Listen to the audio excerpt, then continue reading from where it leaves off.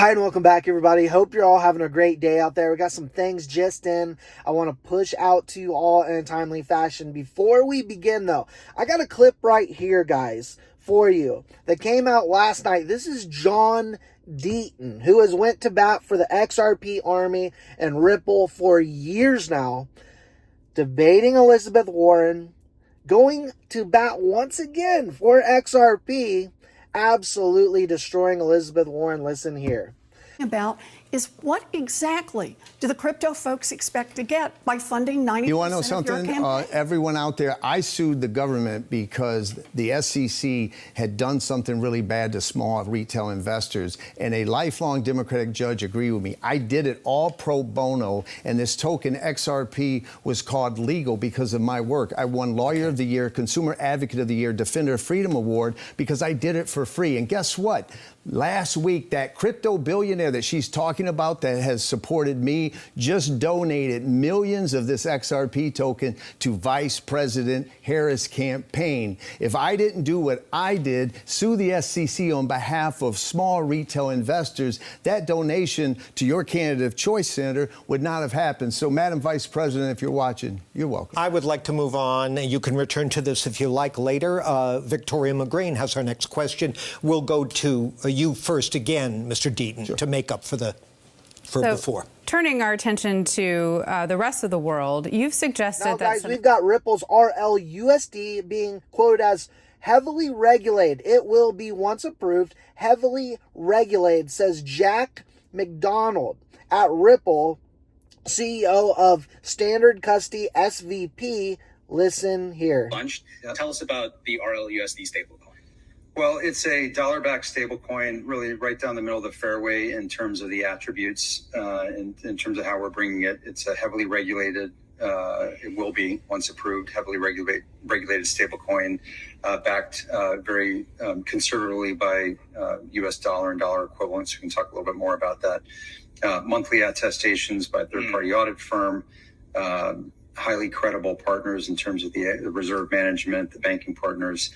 We're working with, we're launching it on both the Ethereum and XRPL ledger, which is a big deal, which we're quite excited about. Sure. And really eager to get going. We've been testing for some time, and I'd say in a mature testing phase, both internally and then more recently with third parties. So we're excited.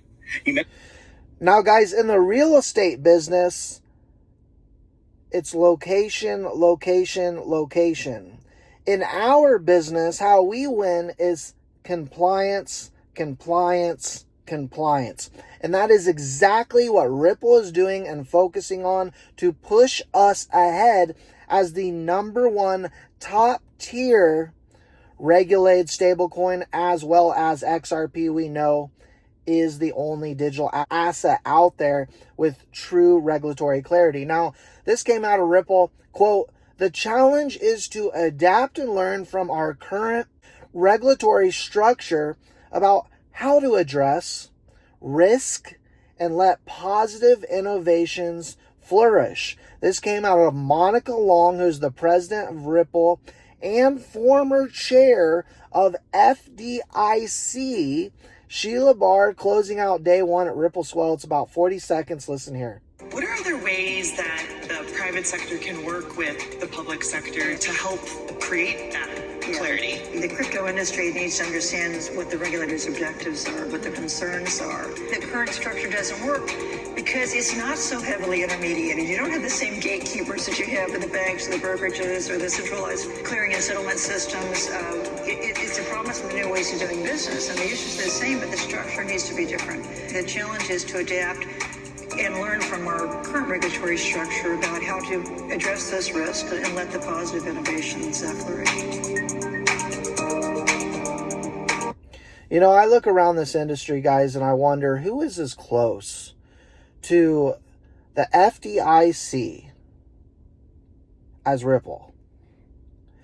These are the people we want sitting at the table with us. Now, lastly, guys, listen to this clip. It's about 46 seconds here, and I want to talk about price here at the end, but this is absolutely insane.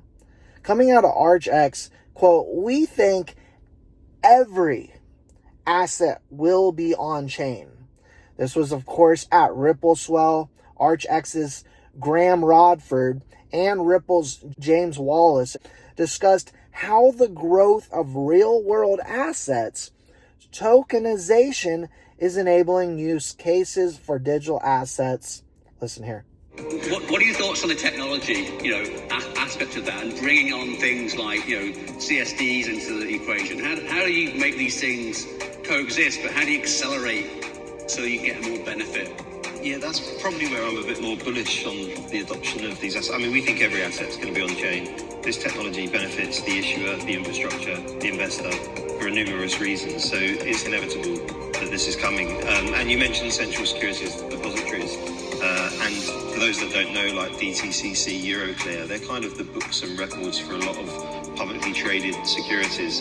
And every single one of them, Euroclear, Clearstream, DTCC, these guys are looking at tokenization. I tend to agree, guys. How bullish is that?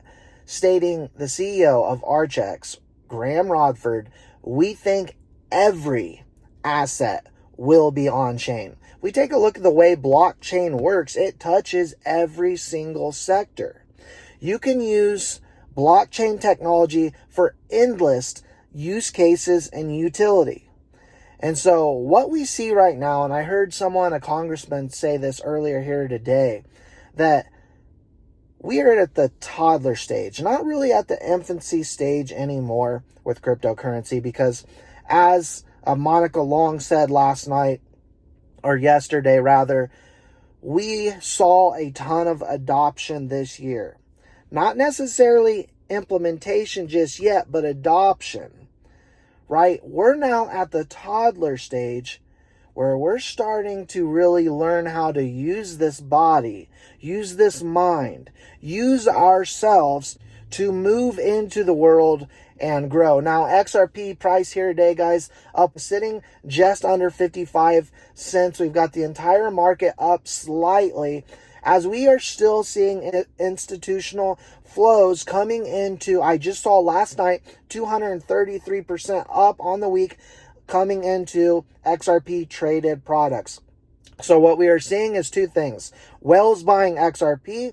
We're seeing institutional buyers buying ETPs, exchange traded products, because they believe in the way in which XRP is going. That's all I got for you for now. Let me know your thoughts, your opinions in the comment section below, guys. See you all in our industry. We think the headline of 2024, it has been the biggest year of institutional adoption for digital assets and blockchain that we've seen to date. And we think this has been driven by three trends. Momentum for global regulatory clarity, crypto getting validation from Wall Street as a bona fide asset class, tokenization of real-world assets. And we think this is just the tip of the iceberg. We know from working with financial institutions for many years that what they want is a one-stop shop that provides secure and compliant digital asset infrastructure. And that's what we do.